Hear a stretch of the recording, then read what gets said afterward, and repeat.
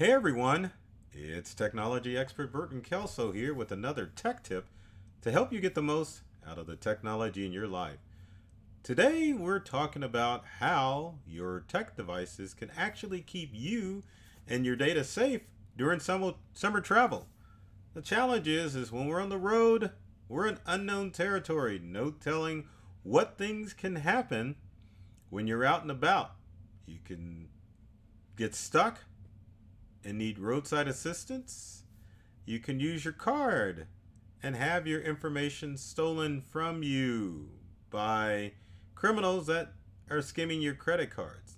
And the list goes on and on and on with the mishaps that can definitely happen when you travel. So, what can you do to stay safe? Well, we're going to take a look at some tips that will actually help you not only this summer, but every summer when you travel, and your technology can help.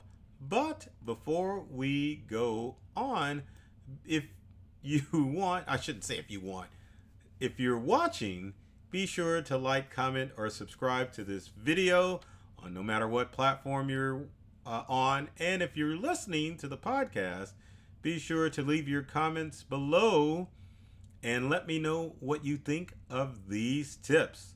So let's get with it. What are we going to talk about? Or what tips are we going to talk about to stay safe? So I think tip number one is pretty darn obvious, isn't it? Free Wi Fi. And this is a challenge for me because honestly, if it's free, it's for me. And so I have to admit it. I don't mind hopping on free Wi Fi. Now, I'll do it if I'm using something that's non critical. Like, for example, I'm not going to hop on someone's free Wi Fi and check my bank account. Maybe I want to update my social media status, or I need to look up informative information when I'm traveling out and about. Because, as you know, sometimes with your smartphone or even your tablet, that cellular signal just sucks. So you've got to get on someone's free Wi Fi in order to connect, in order to find out what it is that you need as far as eating places, destination, or heck, sometimes directions to that mom and pop establishment that someone told you you need to visit when you're in your town that you're visiting. That didn't make a lot of sense, did it? But anyway, you get the drift. You got to have internet because without it, it's hard. It's hard to travel. So, my suggestions as far as Wi Fi is concerned, if at all possible, stay on your cellular data when you're using your smartphone because your cellular data is the most secure connection when you're connecting to the internet. That connection between your smartphone or if your tablet, if you have cellular data, or even if you're using a laptop to connect to your laptop's hotspot, is going to be the most secure connection out there because it's only a two-way connection between your device and with your cellular company. Criminals would have to break into the cellular networks of AT&T, Verizon, and T-Mobile or whatever provider you have in order to see what information is being transmitted. That's unlikely. So, use your cell phone. Even use your cell phone's hotspot. Now, if the hotspot or cellular connection is atrocious, use Wi Fi, but with caution. You're going to laugh. I always recommend people to go to the library, if you can find one locally, to get on the internet. Libraries definitely aren't the hacker hotspot where you don't have hackers hiding out there to set up fake wireless stuff in order to get your data. Now, large restaurants, airports definitely can be places where criminals can hang out to see if they can get your information. But the library, less likely. That's not to say that you're not going to get pinched if you go to the library. I'm just saying your chances are low. But in any case, if you decide to use public Wi-Fi, always, always, always verify what the Wi-Fi name is, and if all possible, make sure that it's a secure Wi-Fi connection that anyone cannot just hop on. Most establishments will give you a password and the wireless names, so verify with them, and your password protected Wi-Fi spots are going to be more secure, because if they're not password protected, means anyone can hop on. Doesn't mean they can get to your devices, but why take the risk? Because you never know. So tip number 2, as far as how technology can keep you safe, is those digital keys that you use for your hotel room. Now, keep in mind, even though we're in a digital age, criminals still can make an effort to steal your room key. Yes, this is the size of a credit card, but you may be clumsy. Like my last trip, mine kept falling out of my pocket. Now, obviously, I was around a group of friendly people that handed me my room key back. But in nefarious situations, it could lead to theft and bodily harm if a criminal got access to your key card. Best solution, and most hotels are doing it, is to download a digital copy of your key card, which you can usually only get if you download the app for whatever hotel chain that you're staying in. Now, that's not to say if you're staying in an Airbnb, you should request one, but if you are staying with major hotels across the country and across the world, request that digital key. Your chances are you're not going to lose your smartphone, and even if you did, you can get a physical replica of your key. But digital keys make it handy, and they are safe as far as transmitting the data from your phone to your key. Also, most hotel chains have activated their elevators, where you either have to use your room key or your digital key in order to get to the upper floors of the hotel. So make sure, download the app, get the digital key as soon as you check in so that it's on your smartphone and that you can securely have them keep that key and use your smartphone to log in, I like that, to check in to your room. Next tip, doesn't really make common sense, but think of all the credit card scammers that are out there, or skimmers. So you should probably pay for everything, if you can, with your smartphone. Apple Pay, Samsung Pay allows you to pay most major places with your smartphone. So it is important that you line up those credit cards and get them on your smartphone. Less stuff for you to carry when you're on the road. Keep those cards home, prevent theft, make sure that your cell phone is password protected, and just pay by tapping on the point of sale. Now, why am I recommending pay everything with your smartphone? Believe it or not, paying by your smartphone is one of the most secure ways to make those digital transactions. What happens during the payment process is that your data is encrypted between your smartphone and the point of sale system. So if someone is trying to record your electronic transaction, they're just going to pick up a bunch of gibberish, because that transaction is encrypted, meaning locked down, meaning it's just junk. So it doesn't matter if you're paying at the pump, doesn't matter if you're at a coffee shop or at a retail store. If at all possible, especially when you travel, pay with that card from your phone rather than your physical card yourself.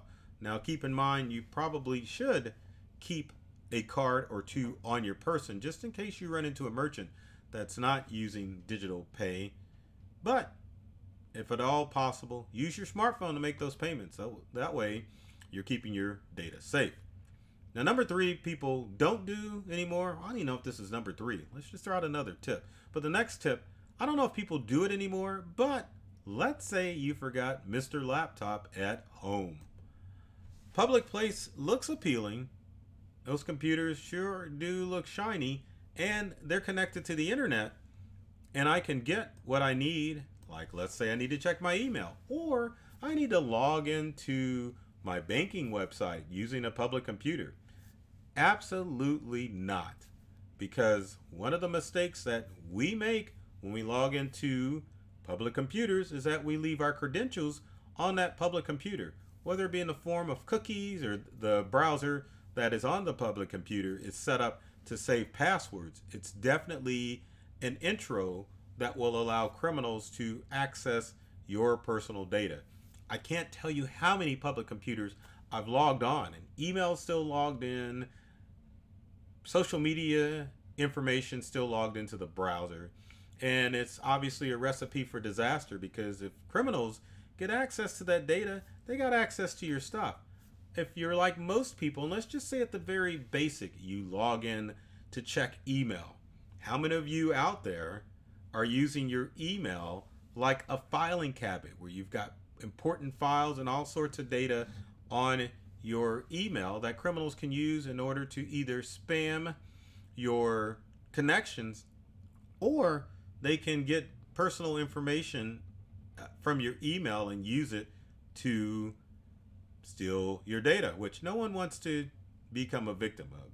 So always be careful when you're logging on the public computers. The preference is don't, but at the same time, make sure if you have to that you're logging in using your credentials. And that's just crazy. I don't know why I said that. What I meant to say was make sure that you log out so that your credentials aren't on or stored on those devices. Next is to encrypt your devices. Encryption is the act of making sure that the device data is scrambled by putting a password on. Now, in the bad scheme of things, this is what cyber criminals will do when they infect your device with ransomware. But actually, to keep the information on your devices safe, such as the apps that already have the passwords saved in them, encrypt your devices by simply, especially with a smartphone, put a password on it and just verify that no one can get into your phone. Android and iPhone smartphones and tablets will allow you to password protect your phone, which will encrypt it. Now, if you are lugging around a computer, such as a Windows or a Macintosh computer, you can put encrypt. I shouldn't even say computer. Let's just say mini laptop. It's important that you encrypt those devices as well, because think of all the information that you have stored on your laptops. So Windows users, if you're using Windows 10 or 11 Professional, you can download BitLocker. BitLocker. It's included. Just turn it on and that device is encrypted. So if someone steals your laptop, they get your laptop, but they don't get your data. Same thing for Macintosh users. MacBook Air, MacBook Pro. You can enable File Vault, which is built into any version of Mac OS that will encrypt your data and help keep your device data out of the crummy hands of criminals. Do you see what I did there? All right, next on my list is roadside assistance apps. Now, granted, you may need internet to get access, but if you're not driving your car with OnStar or any safety app, download a roadside assistance app. If you're taking a road trip, things may happen.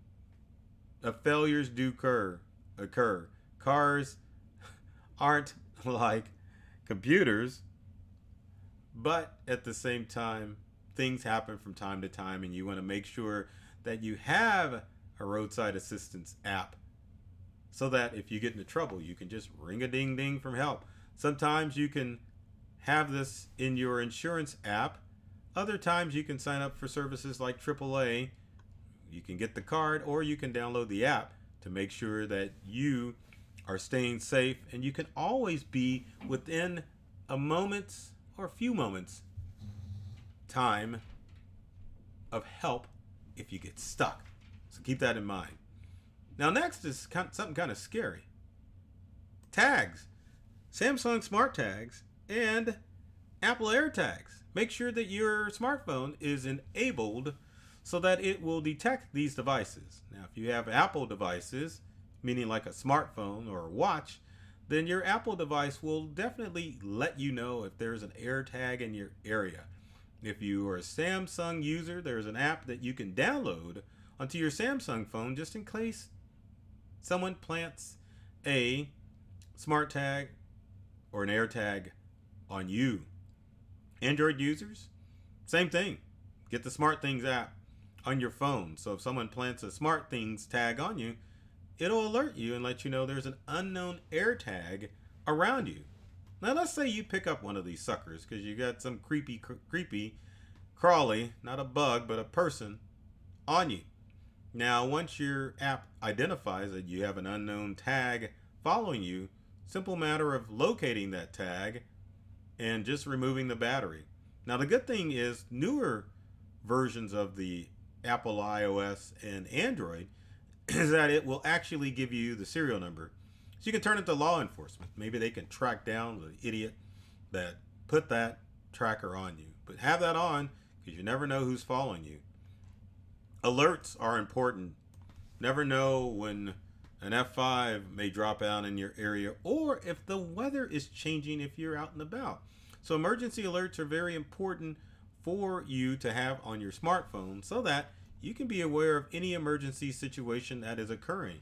Because while traveling, all sorts of storms can occur. I know in the Midwest we're in Tornado Alley, so emergency alerts are important because the storms can change at any minute. If you're on the coast, hurricane, tsunamis, you name it. You want to be safe and secure to make sure that you can stay safe from all of the threats that are out there, whether it be man-made threats or threats from Mother Nature. And with that said, if you have comments or questions, if you're watching this video, leave them in the comment section below. If you're just listening, just leave your comments, email me, whatever, so that we can discuss ideas and tips that you use as far as technology to make sure that you're safe on the road. So I always like to end with, I love technology and I've read all the manuals and I'm serious about making technology fun, safe, and easy to use. So take care of yourself and do many things to make you smile. And thanks for watching.